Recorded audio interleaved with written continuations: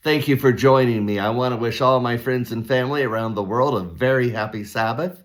As we're studying our Sabbath school lesson this week and this morning, as we're studying about humility and pride, it reminds me of a passage on page 7 of Thoughts from the Mount of Blessing, where it says that pride makes us feel no need of a Savior. And that really is the worst thing about pride, is when we feel proud of ourselves, we have no need of Jesus, who gives us everything that we have. That's what Paul was talking about in Philippians 3, when he was bragging about his heritage, bragging about his titles, about his career, all of his accomplishments. And then he realizes that all of that is worth garbage.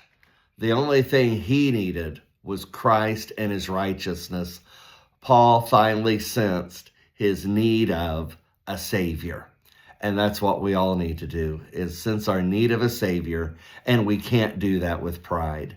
That's why the beautiful old hymn says, "When I survey the cross of Christ, on which the Prince of Glory died, my richest gain I count but loss, and pour contempt on all my pride." That's why Paul says in Galatians 6:14, "I will glory in nothing but the cross."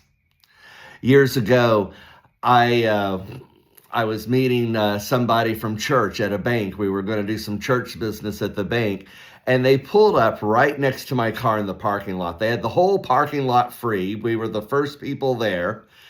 And this friend from church sideswipes my car.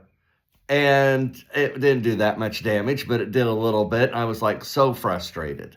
Why did this person have to park right next to me when they had the whole parking lot? Why did they have to hit my car?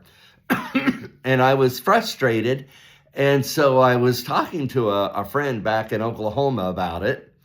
I didn't want to talk to anybody around here about it because I didn't want to be talking about other people. They might know who it was. And so I felt more safe just venting to somebody far away that didn't know anybody here.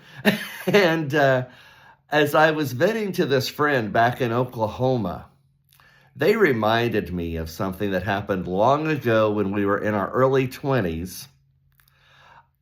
At church, I had hit their car. And they had a nice red Pontiac Fiero sports car. And they reminded me how they didn't ask me to pay for damages. They knew I didn't have the money, and they just forgave me. And that's when I realized I wasn't just reaching out to that person at random. God had me call that particular person to remind me that I too needed forgiveness. Then I wasn't so proud, and I was a lot quicker to forgive when I realized that I needed forgiven too.